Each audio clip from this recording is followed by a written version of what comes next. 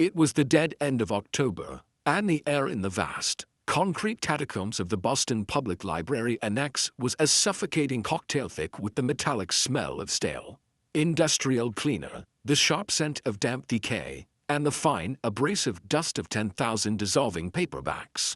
Liam, a doctoral candidate perpetually short on cash and surviving on a diet that was 70% caffeine and 30% instant ramen, was volunteering out of necessity. He was part of the annual City Library purge, a brutal, necessary clearing out of forgotten books deemed too damaged, too obscure, or just too old for the main collection. This was the graveyard of narratives. His assigned station was a folding table near the loading dock, processing crates marked with the ominous final stamp, MISC, donations, discard if unlisted. These wooden boxes were the ultimate clearinghouse, the final resting places for objects deemed too random or worthless to catalogue. He wore thin cotton gloves, but the pervasive grime of decades still found its way onto his skin, a physical reminder of the thousands of neglected narratives passing through his hands and toward the shredder. He was mindlessly lifting a stack of moldering novels when he felt a strange heft in the crate. Nestled beneath a massive, water-stained copy of Moby Dick was a small, leather-bound notebook. It was no bigger than his hand, rectangular, and the dark leather cover was worn smooth by time and handling, giving it the soft, cool texture of a river stone. Liam was a pragmatist. The library rule was cold and clear. But as his thumb went to flip it into the discard chute, his fingers traced a faint, intricate tooling pattern on the spine, a series of repeated, stylized knots that spoke of bespoke craftsmanship long past. It had no title, no author, and the sheaf of pages inside were stiff, fused together by the oppressive humidity of years spent in archival storage. Yet, something, a flicker of curiosity, a whisper of historical magnetism made him pause. The notebook was small, not like a cumbersome diary, but perhaps something carried, something essential.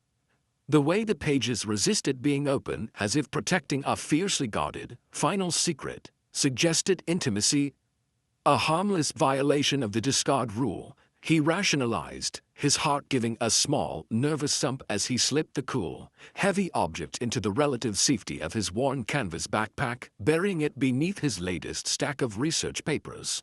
Back in his cramped, book-lined apartment later that night, bathed in the harsh, yellow glow of his desk lamp, Liam finally managed to pry the book open with gentle, near-surgical effort. Inside, written in faded, looping copperplate script, were poems, page after page of them. They weren't the elegant, structured romantic verse he was used to studying. They were raw, often angry, and intensely sensory, focusing almost entirely on the harsh, beautiful, overwhelming landscape of the Pacific Northwest in the late 19th century, descriptions of the penetrating coastal fog that swallowed whole towns, the overwhelming, residus smell of damp cedar, and the distant, lonely shriek of a steam train echoing off the colossal, indifferent mountains. Liam was initially disappointed, just a failed local poet channeling his angst into descriptive scenery.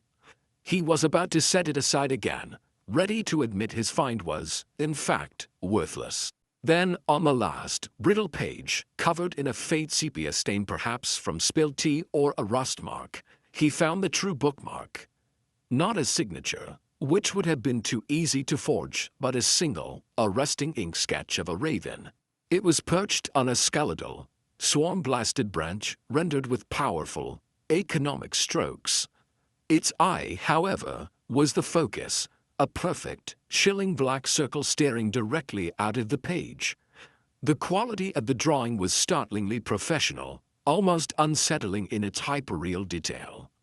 Below the sketch were the initials, EC. Liam spent the next 3 days in a blur, existing on lukewarm coffee and sheer adrenaline, hunched over his laptop in the university's cavernous rare books library. He knew the initials. He'd studied them in his elective on American nature writers.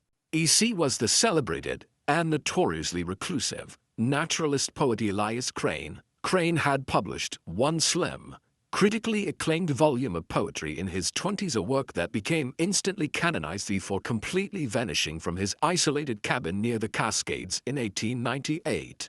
His disappearance became a classic literary mystery, fueling decades of academic papers and speculation, and his lost works, anything written after that first book, were considered the holy grail of 19th-century American poetry. Finding it would be like finding a missing Shakespeare play. The immediate puzzle was the provenance. Why was a Crane manuscript in a discard bin in Boston, thousands of miles from his known haunts? Liam's breakthrough came only after exhausting endless public records. He researched the material itself. The notebook's paper stock had a specific, unusually high rag content and a faint, almost invisible watermark manufactured only by a specialized mill near Crane's last known residence, a mill that went bankrupt and closed forever in 1905. The evidence was circumstantial, but it was compelling enough to move forward. He took the notebook, now carefully sealed in a plastic envelope like a fragile forensic exhibit, to Dr. Anya Sharma, the department's renowned expert on American transcendentalists and the Pacific Northwest writers of the era. Dr. Sharma was a woman of precise, controlled emotion, but as she opened the envelope, her hands began to shake slightly. She spent a solid hour examining it, her breathing shallow as she worked. Under UV light, she confirmed the composition of the ink-matched known letters written by Crane. "Liam," she finally whispered, her voice rough with disbelief, staring intently at the script. "The rhythm, the themes, the voice. It's his. This is not just poetry. This is a narrative. This is the truth of his last, silent year. It was him. This was not just any notebook. It was Crane's lost journal of the Cascades, an entire collection of final, despairing poems, observational essays, and harrowing personal entries detailing the intense depression, philosophical struggle, and spiritual crisis that led to his final, documented vanishing into the wilderness. It was a raw, unfiltered window into a brilliant literary mind at its absolute breaking point, detailing his descent with devastating clarity. The news broke like a shockwave, reverberating far beyond the quiet halls of academia. The library was instantly informed, the story hit the major literary journals in London and New York, and the quiet graduate student became a massive footnote in a global sensation. The media interest was overwhelming, a noisy intrusion on his scholarly life. He fielded calls from journalists, literary critics, and even the estate of Elias Crane.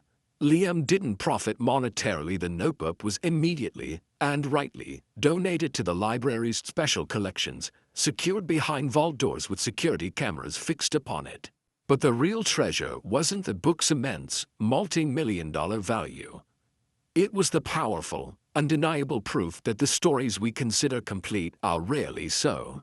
That a literary masterpiece, a final, heartbreaking testament, can sit overlooked in a junk pile for over a century, waiting patiently for a single, curious hand, a hand willing to pause, to look closer, and to peel back the forgotten cover.